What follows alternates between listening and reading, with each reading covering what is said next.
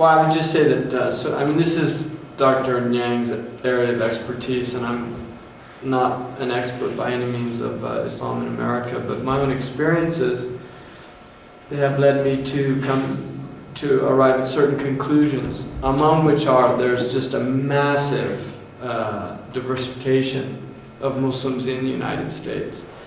And there's certainly no monolithic teaching or any really type of orthodoxy or one group that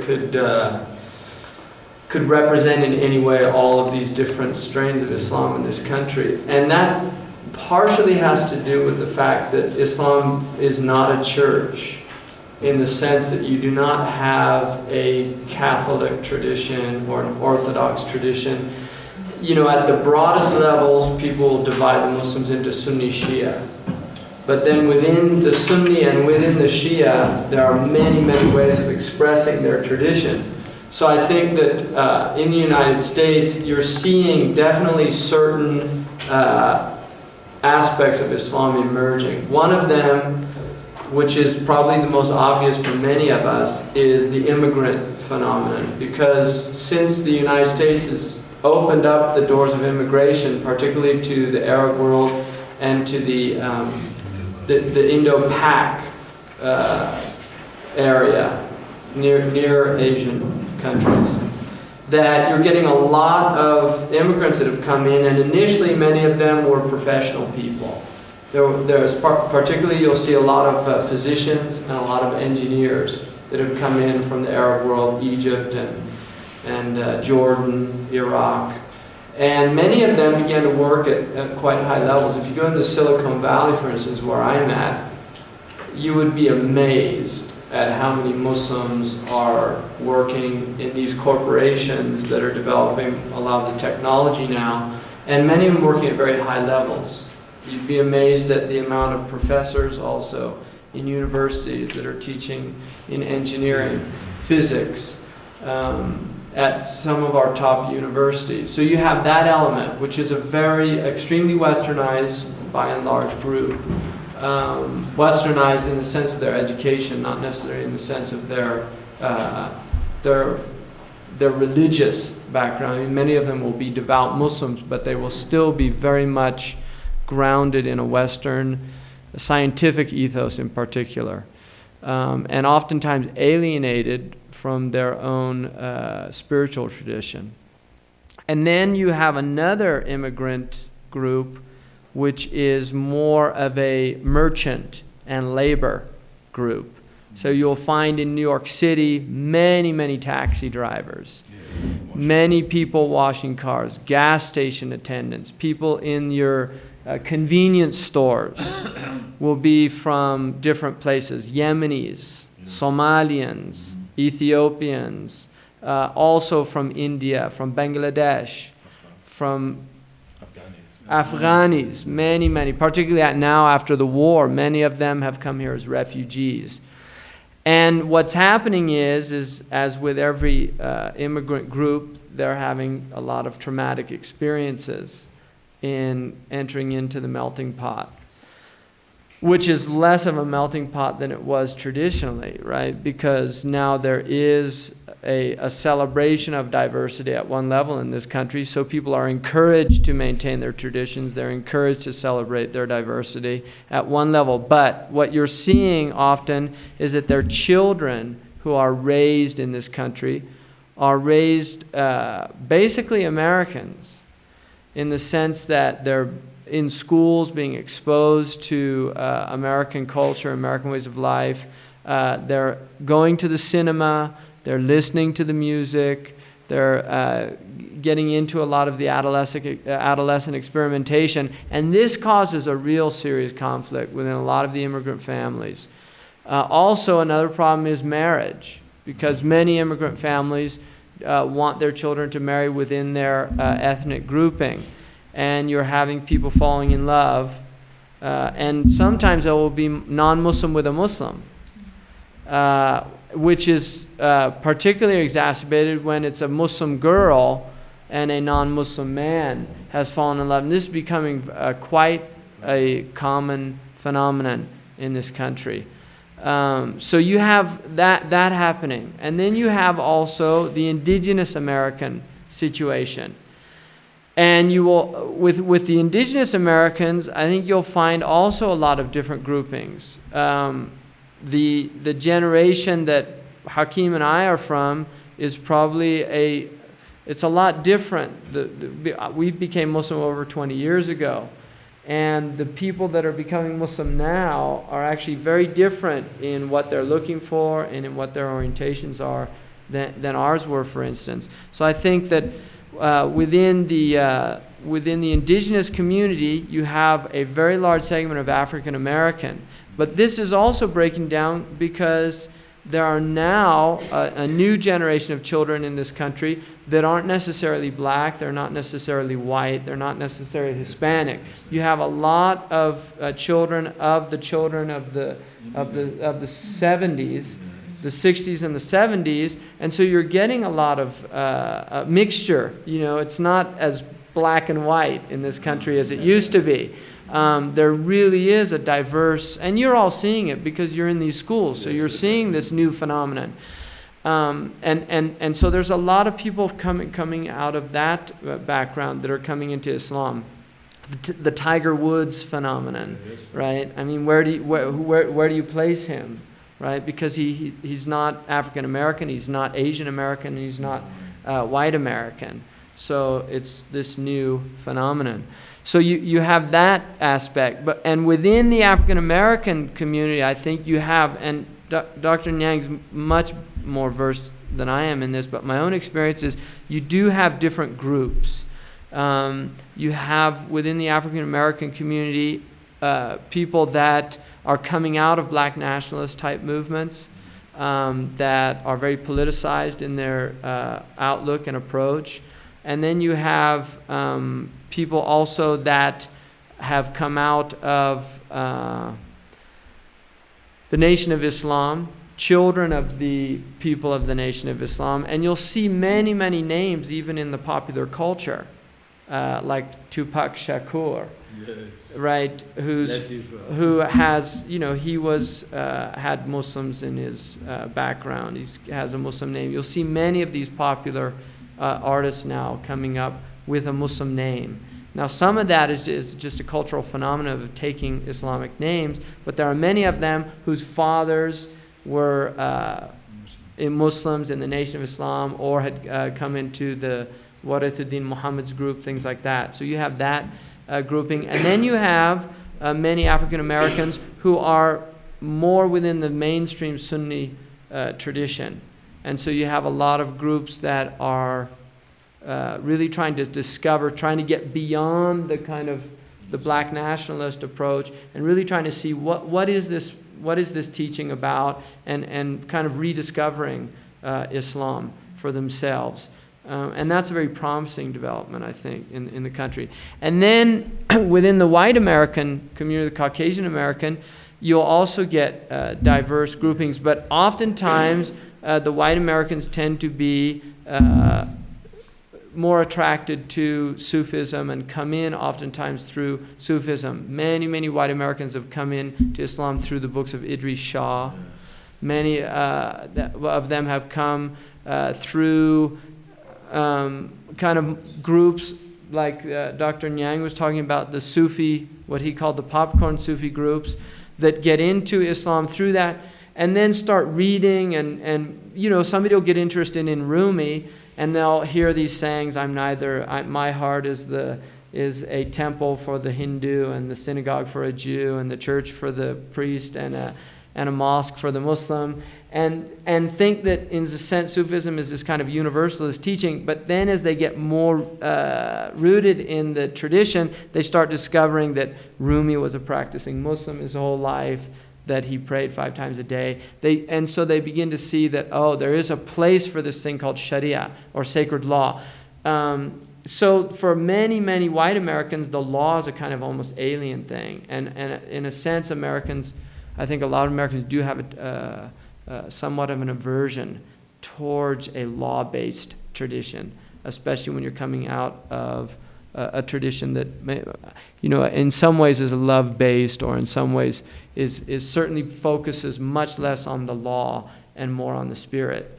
And so you have that element within the community. But by and large, what you find as you move out into the landscape of American Islam is that it's an incredibly diverse landscape. And it's actually hard to pinpoint any strong streams. You have organizations that have attempted to create some kind of national coalition, like ISNA, which is the Islamic Society of North America. Their conference, which is held yearly, brings now at about 25,000 people will show up to that. Many of them are still immigrant, they're immigrant with first-generation children that are coming. But again, that is beginning to change also. So really, I think all of us as observers are seeing rapid and very, very striking changes within the tapestry of Islam in the West. The presence of Islam, when I first became Muslim in the 70s, and about 77, I think, Islam was just, Muslim. There was just not, you'd be amazed at how little understanding people had at all. And then, boom, 1979, Iranian Revolution, and suddenly Islam is really in the news and in the media.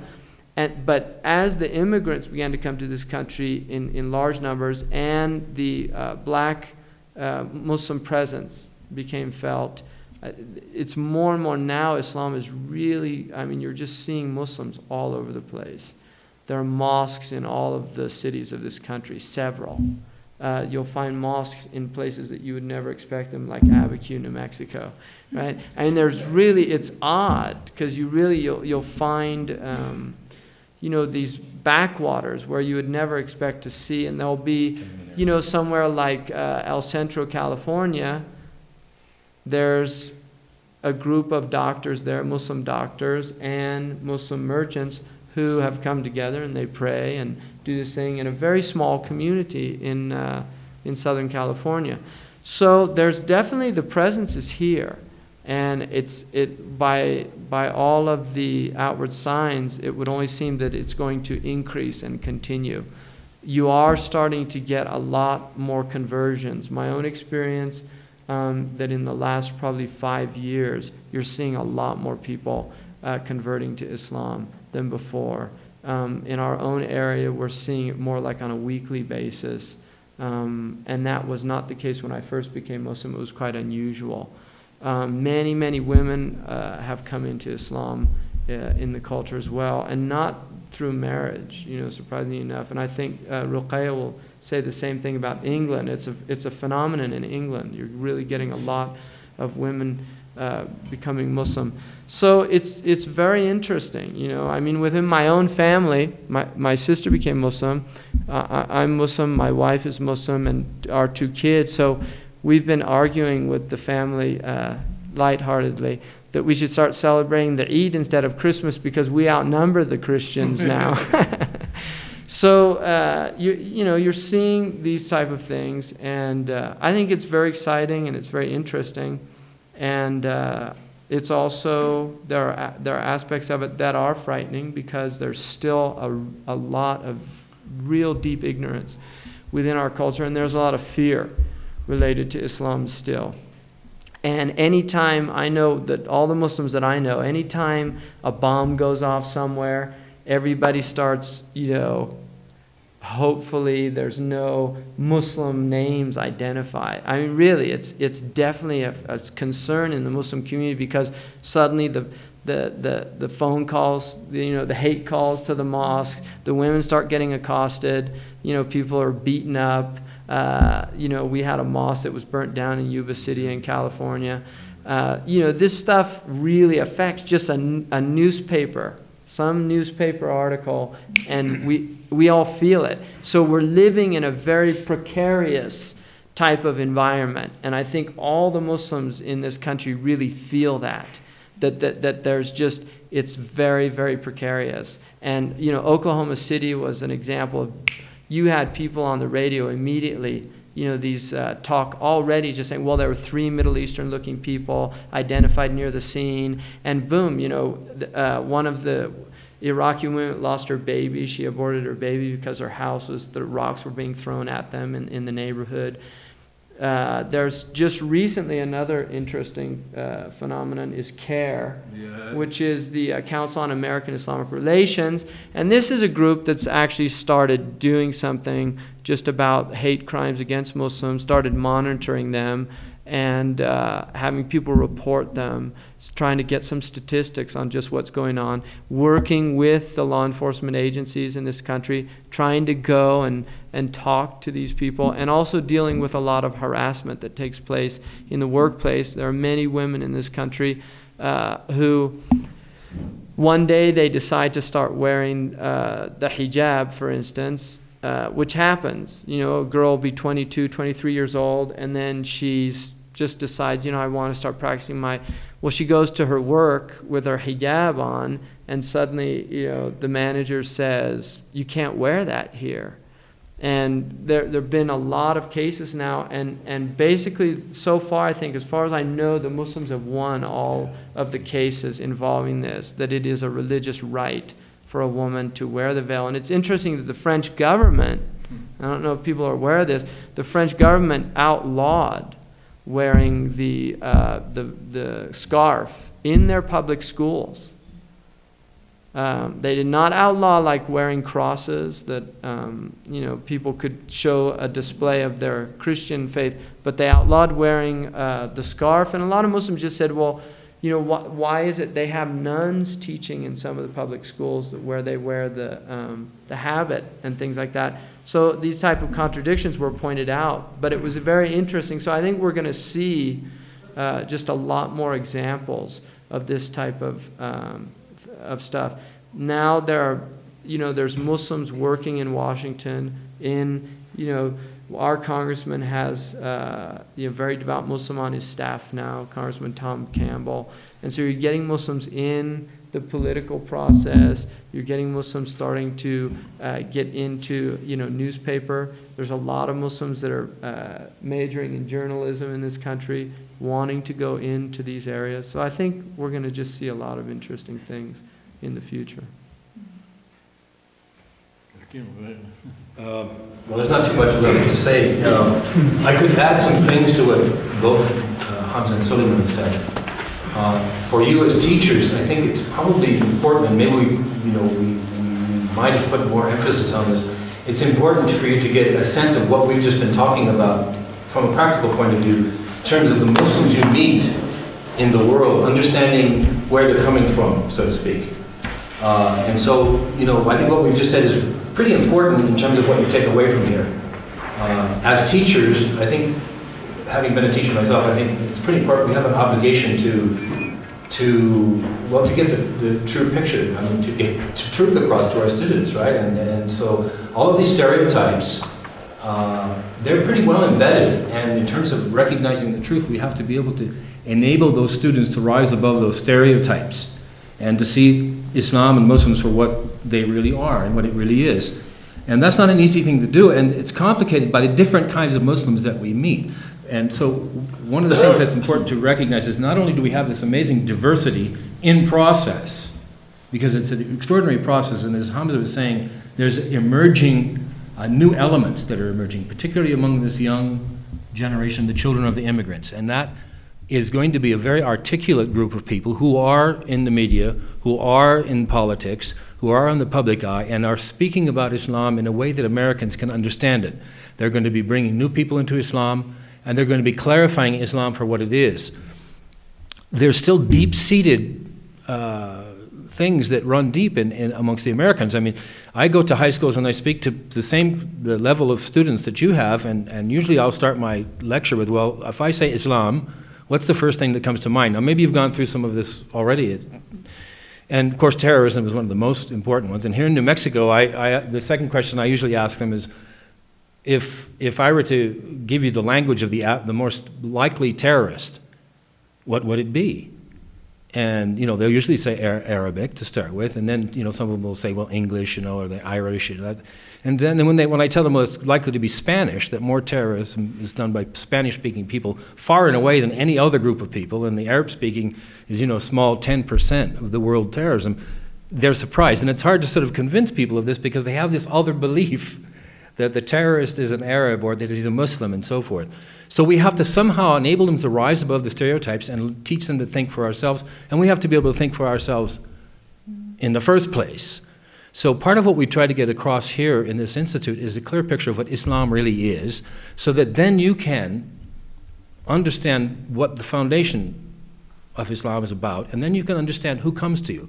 Because the truth of the matter is, at this point in time, to be honest, if you go to many of the mosques in America, you may meet a lot of these immigrants who have set up a mosque, and they've come to this country for whatever reason, maybe as students originally or to earn some money, but they've set up mosques, and they've come out of a setting, a political and a social setting that's made them very angry and very difficult. And they may not be very communicative about Islam, and the picture they present to you about Islam or to your students, if you want to bring your students, it may not be an accurate picture of Islam. That's why what we've taught you here, in some cases, it may be very important. You may know more than some of the Muslims you encounter.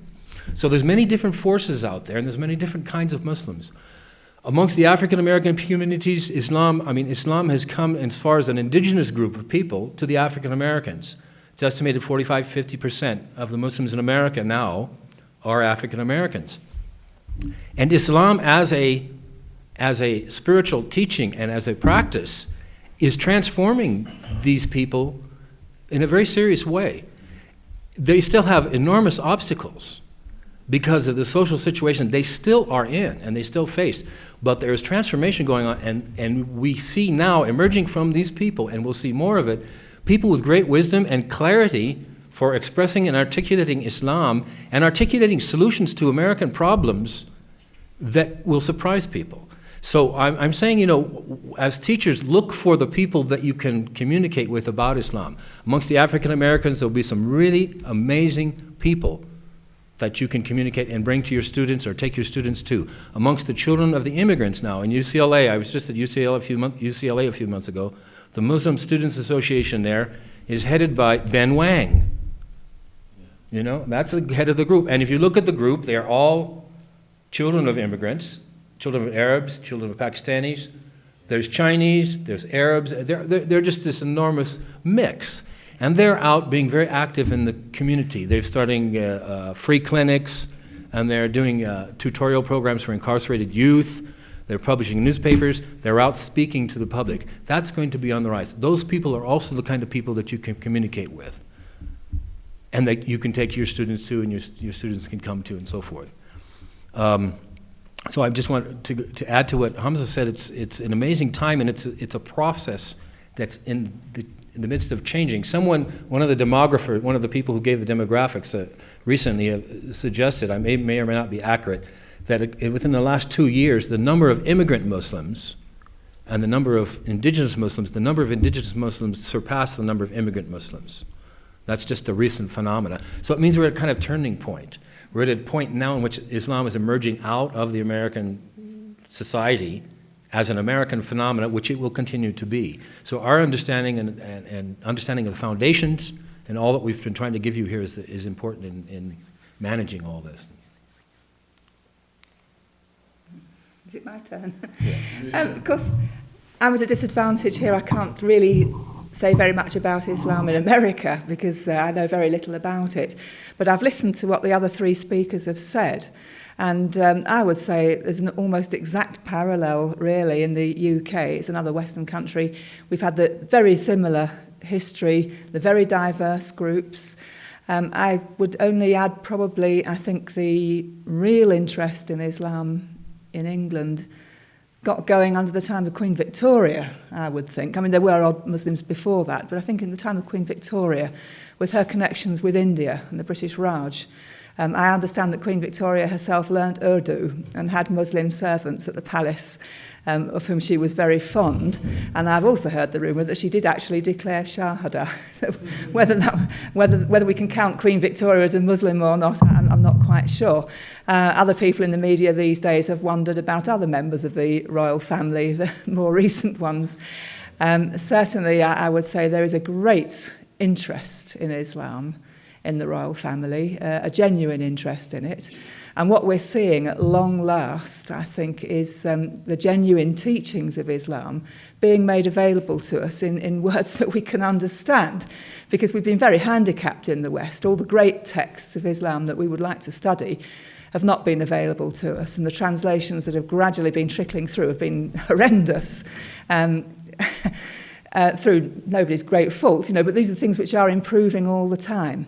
So as genuine knowledge of Islam is coming through, I think as soon as people realise what we're actually about, it starts with a few converts and it gradually floods. And we're seeing a lot, and obviously I'm an example of this. I haven't been a Muslim as long as the gentleman here. I converted, I think, in 1986 through personal experiences, travels, meeting people. I certainly didn't accept Islam because I wanted to marry a Muslim, although as a woman of the West, that's underestimated, I think. The gents don't often think about this, but it did become very obvious to me that a lot of conversion of English women is done through less noble Muslims, shall we say, young Muslim gentlemen who are at discos and drinking the alcohol, dating the English girls when they shouldn't be. They're breaking all their own rules. And this is one of the strange ways, God moves in mysterious ways, that a lot of English ladies have come into Islam, because they've been impressed with these young men. They've enjoyed their company in ways they perhaps should not have done. They've then discovered the rules of Islam. They then discovered that these young gentlemen are not doing it quite right. They've become converted to Islam. The gentlemen have gone and left them in the lurch. They have remained Muslim, and a much truer Muslim probably than the gents that converted them.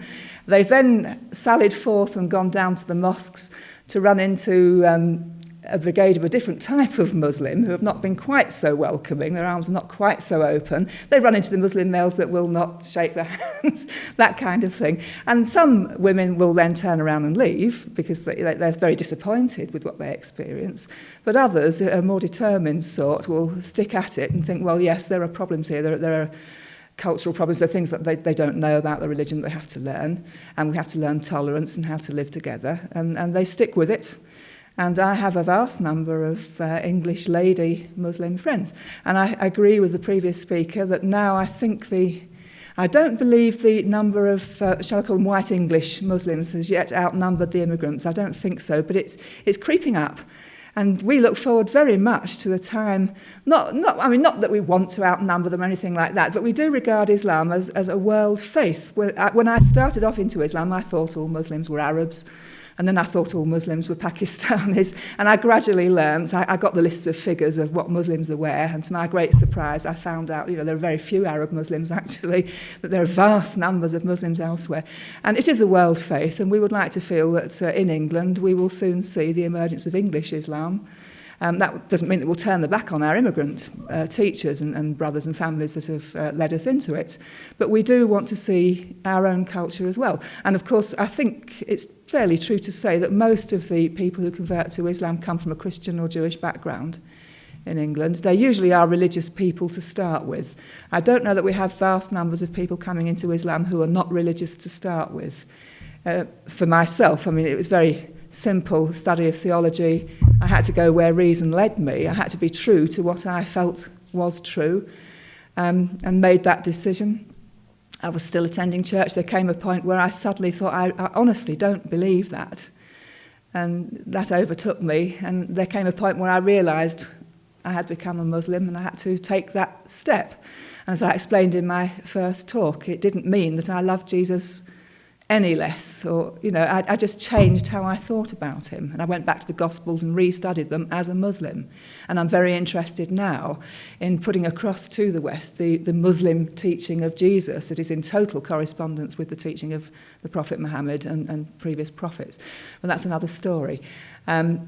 one odd little thing that I can think of, I don't know, I'm not very good at dates, I'm afraid. I'm not a scholar of this century at all. But I do think the first mosque that we had in England, or certainly one of the first mosques, but I believe it was the first one, it was the Begum of Bhopal, a Muslim female ruler. And you'll hear a lot of Muslims tell you can't have women rulers and woe-betide nations that are run by women and so on and so forth.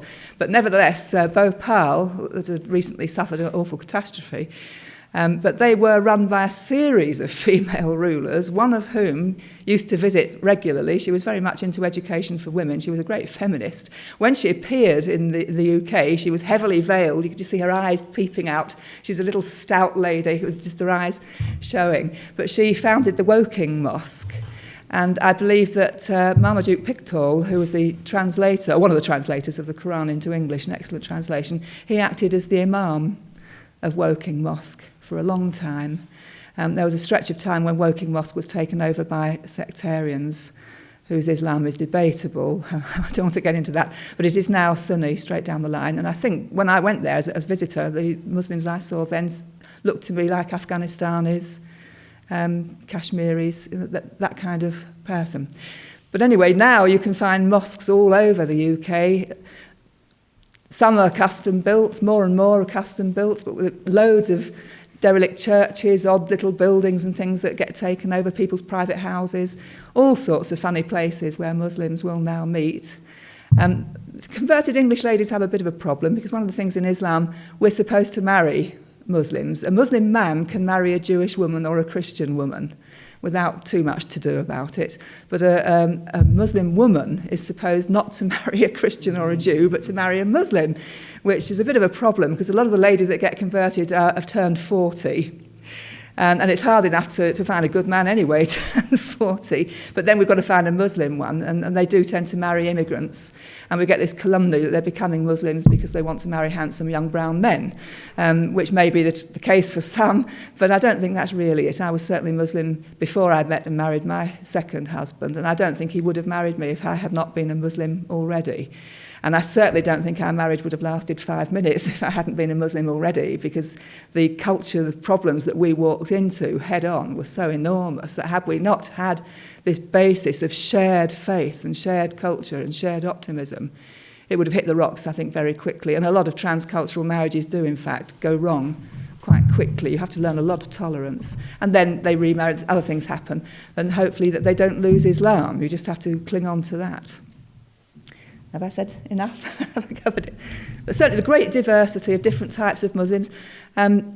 We get Muslim extremism in England like you do everywhere else. There's certain groups that cause a bit of a ruckus. They seem over extreme.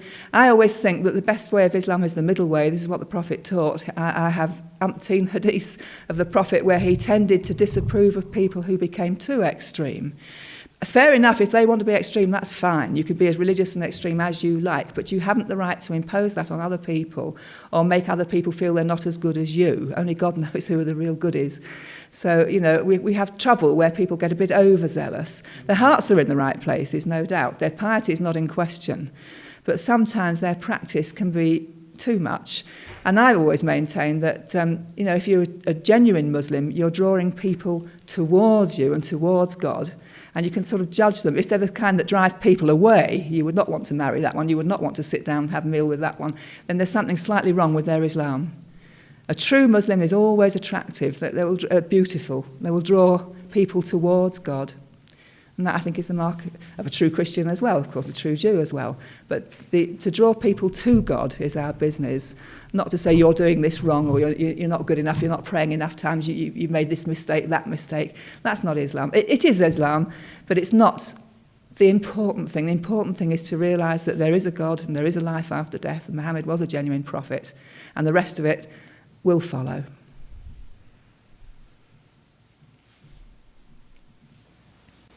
I was at the Ghost Ranch the other day, and I see they're offering a course in Islam this summer, and they have a lot of books. I was just wondering if one of you could characterize how has the Christian Church in the United States responded to the growth of Islam?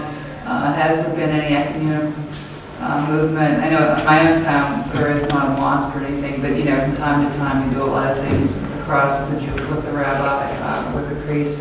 And I just wondered what kind of reaction there's been. I'm not aware if there's any relationship between Muslims and Protestants. Yeah, there are ongoing Muslim-Christian dialogue, Muslim-Jewish dialogue.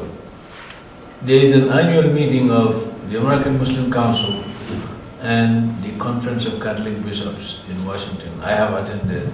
This is now almost 3.4 years. You have a group of Muslims who will meet with representatives from the Conference of Catholic Bishops.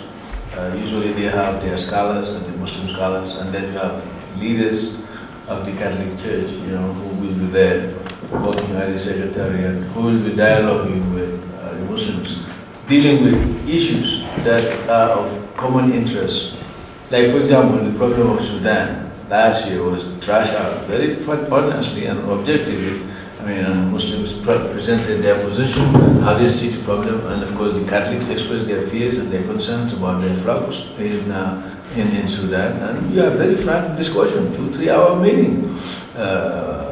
So with lunch, and you have that going on. And the Conference of Catholic Bishops arranged for the Cardinal Erinze to come and meet with some of the Muslim leaders in Baltimore, with the Archbishop of Baltimore. So you have things like that. I have been present in this event, so I know that they are happening. You have Christian-Muslim dialogue initiated in various localities. These are mainly the initiatives of local Christians and Muslims. Like in Washington, D.C., for example, we have the Interfaith Conference of Washington, D.C. You have Mormons, Jews, Muslims, Christians from the Protestant and Catholic denominations, Sikhs, and now Wahhaj just joined the Interfaith Conference. And some of us are very involved in that. Right now I'm the president of that organization. So you have all these different groups. You have all these groups that are dialoguing. You have where you have all these different Christians, Mormons, all of them who are active. Some of them are former congressmen from Utah who are members of this organization. Some of them are bishops of Christian denominations. You have people. The president of the chairman of the Interfaith Conference is a Korean Catholic priest. So you have all kinds of people. You have the Presbyterian Church. They have been making some moves toward dialoguing with Muslims. And they put out a book many years ago now, it's almost 10 years ago, Christian Muslim Together, dialogue, which is a whole book describing the whole, educating Christians, meaning Presbyterians, about dialogue with Muslims. There's a lot of, I think in the country now there's a lot of, because Christians feel a little besieged as well by the secular, the secular currents and forces in the country. One of the interesting things that was pointed out to me by a Christian priest was that traditionally, whenever there were any new land developments, there was always a segment set aside for a church, which is not happening, or a synagogue, depending if it was a Jewish area, which is not happening anymore. And what's happening is in cities, there's running out, there's no place for worship. And so a lot of people are actually buying warehouses, office space and things like that. But then you come up with the zoning laws. They're not zoned because churches have a special zoning. And for instance, in our area, we've had this problem, and the Christian leaders have responded in support because there's a mosque there that is in an industrial area, and there are a couple of particularly one, LSI Logic in particular, who's been fighting this and put a massive amount of money into this, and it's cost the local mosque now it's gone into the hundreds of thousands of dollars for legal fees and other things. And their argument is that it's because there's children there. They're dealing with chemicals. They do doping it's a semiconductor plant. But right next door, there's a Christian vanguard where they teach children like instruments and anything that's been functioning there for years. So one of the priests came and said on public TV that, this is, as far as he's concerned, it's religious discrimination, because if this was a church or a synagogue, he didn't feel it would be happening. And the Muslims were impressed, that the Christians came out and helped. I personally don't think that there's enough interaction, not so much on the dialogue level, but on trying to work together for mutual concerns like youth, gang phenomenon, a lot of the violence in the communities, homelessness, things in which really these issues transcend religious demarcations. We're dealing with some real basic things that all of our traditions teach, like taking care of the needy and things like that. And I think it'd be useful to maybe break down some of those barriers. And there's obviously still a lot of unfamiliarity. Yeah. I was going to ask you, since we've studied some of the background of Islamic history and women were involved in military campaigns, how American Muslims feel about women Muslims participating in our military. Well, what I would say is right now, there are few Muslim women in the military. There are some in the military. Gaddafi is surrounded by them, isn't he? Is it? He has a female bodyguard. Who does? Gaddafi. Yeah. Well, you have Muslim women in the military. There are Muslim women in the military, and now the U.S. military has recognized Muslim chaplains. So you do have Muslim chaplains who are now certified either by the AMC, the American Muslim Council, or Imam Wardin Muhammad. So they go in and they work just like the Christian chaplains or the rabbis. So the way I will respond to the question really is, if you go by Islamic history, some of the Muslim women who are now in the US military, they would say that, well, this is a job for them, because the army is not a draft army, it's a voluntary army. And many of the African American women see the army as an opportunity for them to have upward mobility and to have a secure job. Because you see, if you cannot get a husband and you go in, or you have one kid, but your kid can stay with your mother, and you go into the military, you can learn skills, and many of them, some of them have done that. After 4, 5 years, 6 years, you come out, maybe you know electronics, and you now begin to have your own shop where you can repair TVs and radios. You make money too. It's better than staying in the inner city and you don't have anything. So the army, in the eyes of many of the African Americans, and this applies to male and female. Now, to an extent, white Muslims or Chicano Muslims or Asian Muslims are in the military. I don't know, because this is one area we are not very well informed. But what we do know is that the military has opened up to some of these Muslims who want to go into the army. And I think this issue will be dealt with by the fuqaha. People like Hamza they have to start investigating the research, and so that people will be asking field questions on these issues. I think the whole issue of women in armed forces is a tricky one anyway, whether you're Muslim or non-Muslim, because I'm old enough to take the point of view that if a man was fighting in the field next to a woman soldier, I would have thought his natural instincts would be, to protect him towards that soldier. And if you were the general of the army, you might regard that as the female soldier as a weak link in your force. I may be totally wrong on that one, but in my generation, certainly, I think there was that feeling that women as armed combatants would be more of a handicap than help. I don't know, personal opinion. Well, in the US. Well, there's already, I mean, there's a, you know, we've just had all these kind of sexual problems, and, you know, there's all this court-martialing going on for men who've been abused their, you know, they've abused their authority over people. I mean, you have those problems, and from a Muslim point of view, again, any situation where a male will be alone with a female is completely prohibited.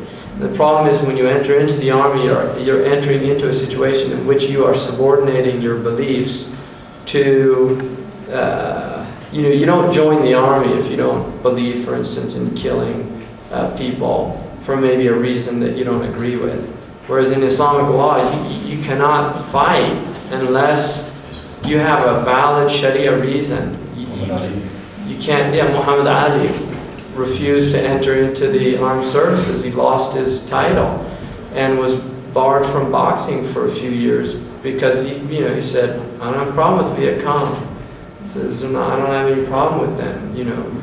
So, and really I think that would be consistent with a Muslim picture. You know, Thoreau said that an educated soldier is usually called a deserter.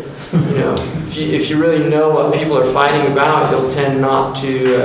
I mean, you know, the idea that the Kuwaiti War was about defending democracy or anything like that, I think, came out as absurd to even most Americans. You know, and there was a cartoon somebody did when the Bosnian thing happened, and nobody was helping the Bosnians, and one of the Bosnians in the cartoon said, you know, what we need to do is discover oil.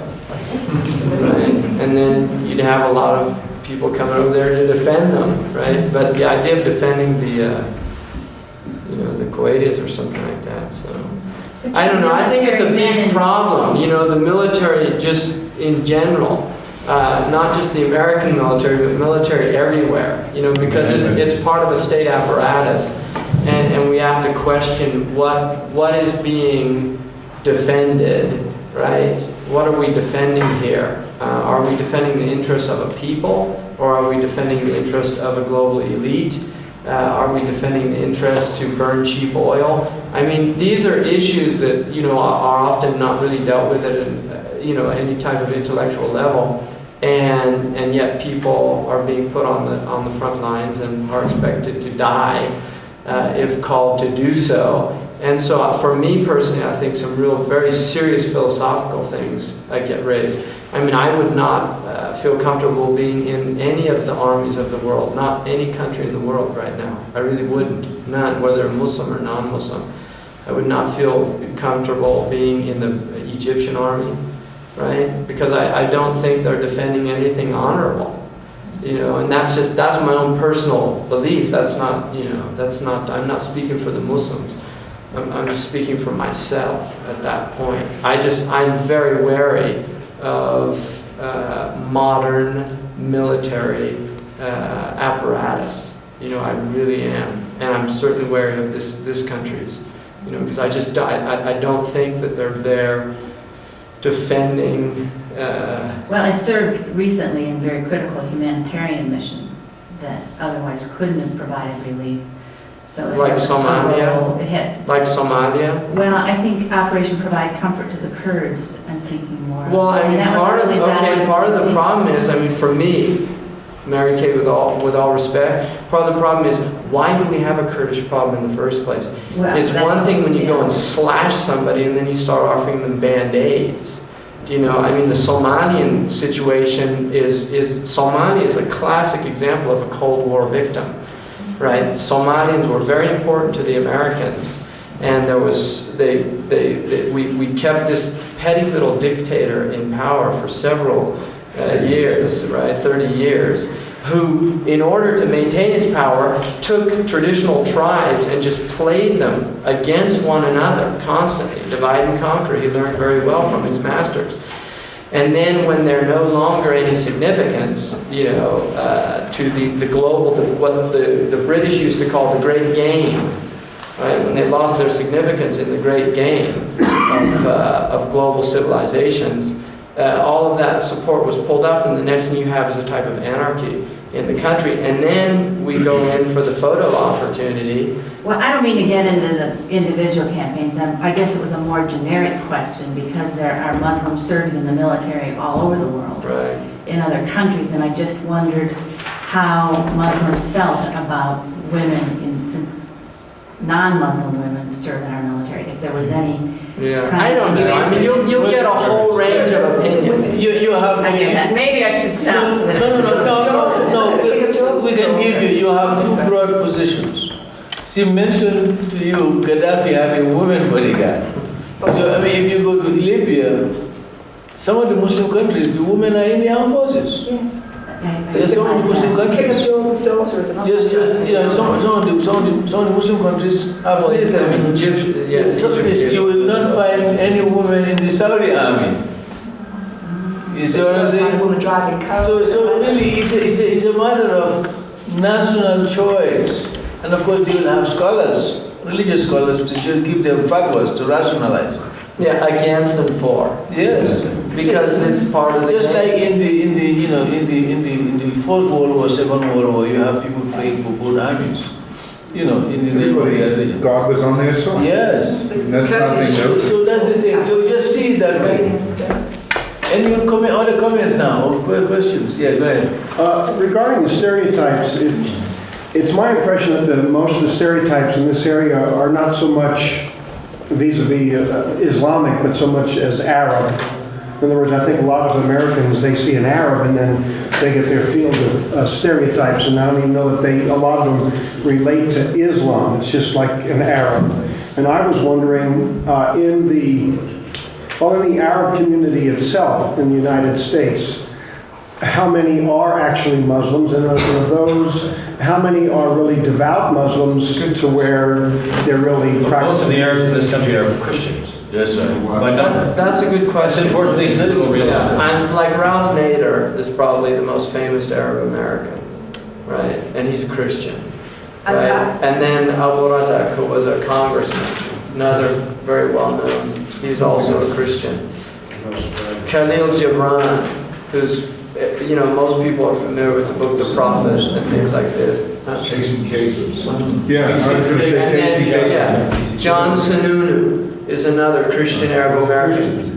What was her name? Shalala. Danny Thomas. Shalala. she's Shalala. in the Who's cabinet. now in the cabinet with.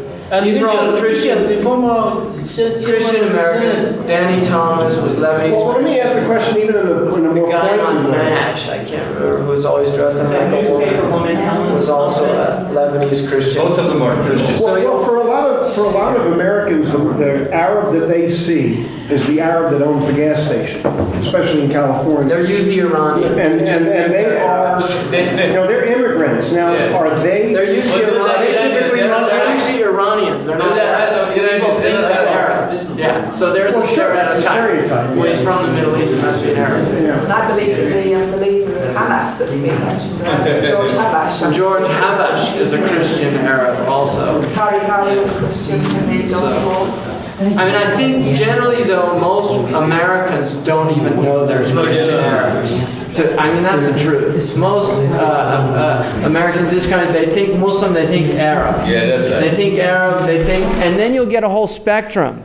And there was an interesting film done called the Hollywood Arab, the TV Arab. And the point of this guy, it goes right from the Sheikh of Araby with Rudolph Valentino.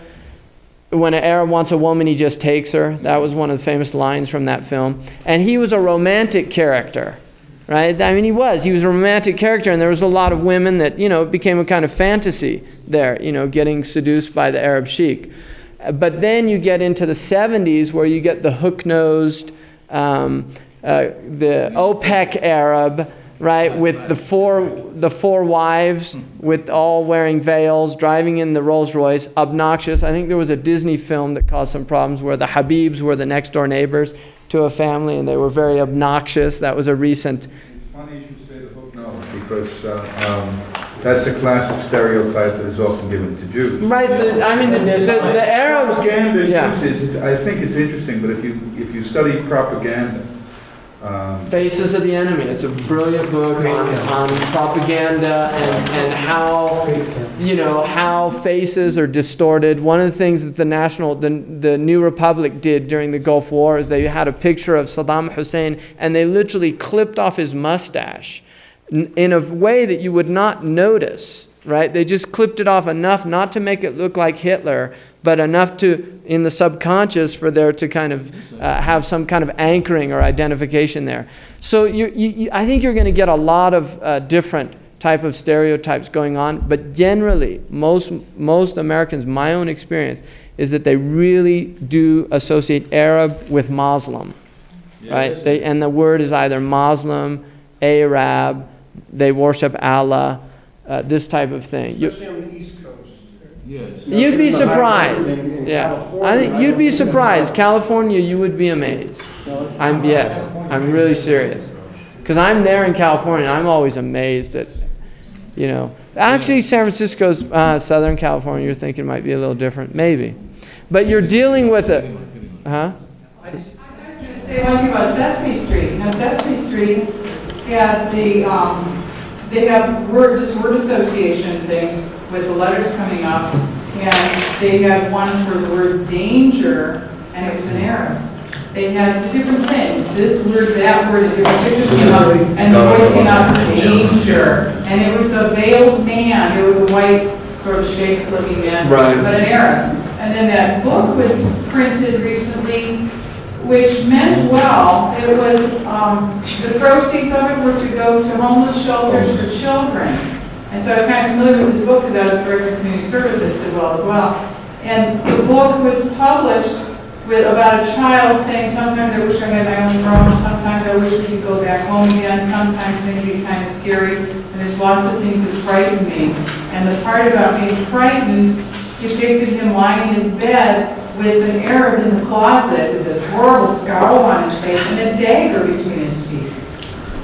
And this was a book that was really trying to do well. Well, you see this also, the Asians got the brunt of this, the Fu Manchu syndrome, which is an interesting book also, The Oriental Menace, which was how Hollywood kind of perpetrated, and that was at the time when China and Japan, there was a lot of problems, right? And the Asian got the brunt of a lot of these stereotypes, and they're still dealing, right? The inscrutable Asian, and they're still dealing, the Asian community. So I think every community that comes to this country that is not from the dominant Anglo-Saxon grouping, there's a wonderful book now, just came out a little while ago, called When the Irish Became White, which is just letting people know that the Irish used to be at the bottom of the totem pole, right? I mean, Irish people in this country, a lot of people don't know the history of the Irish and what they went through to establish their rights and even 1960, John F. Kennedy, that was a big debate, and although it was partly because Roman Catholic, but part of it was an Irishman, becoming president of the United States was still a big shock, the Mick syndrome and things like that. And people from the East Coast probably are more familiar with this because of so I think the Arabs are just a new group. The Indo-Pak people, these are new immigrants to this country. They're going to have to deal with the same stuff that everybody else had to deal with. And the problem is that we do have Islam. They don't only have their Indo-Pakness or their Arabness, but they have a religious, because it's not just the color that's alien, the accent that's alien, it's also some subconscious problems that we're dealing with religion. And lest we forget, the Muslims to the European Christian West was the evil empire for several hundred years. Russia lasted, 45, 50 years. The Muslims, children were scared to go to bed by telling them about Turks and things like that in Europe. So that's part of our collective consciousness, is that there is a deep-seated fear of the Saracen, the Turks at the Viennese gates, the Barbary coast, from the shores of Montezuma to the halls of Tripoli. Right? Tripoli was Barbary. They were called the Barbary pirates, who, according to the Muslims, were actually the Navy. Right? They were the Ottoman Navy. Right. So, you've got a lot of problems. And I think that, people have, if you want to come to this country, it's sink or swim. That's the nature of America. You got to deal with it. Hopefully that there will always be sympathetic people that stand up, for what's right. And there have been in this country. There have been people from the dominant culture that have recognized this is wrong. There are people that did stand by the Jews as they were asserting their rights. There are people that stood by the African American, and that's all. That has been part and parcel of the American experience. That there are good people within the dominant culture, and I think Paulo Freire's point is well taken. That in the oppressor-oppressed cycle, the cycle can really only be broken from within the oppressive group.